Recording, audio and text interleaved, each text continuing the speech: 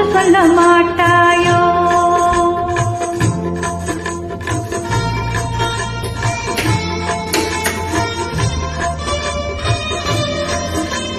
கொத்தும் கிளி இங்கிருக்க, கோவை பழம் அங்கிருக்க. கொத்தும் கிளி இங்கிருக்க, கோவை பழம் அங்கிருக்க. தத்தி வரும் வெள்ளலையே நீ போய் தூது சொல்ல மாட்டாயோ?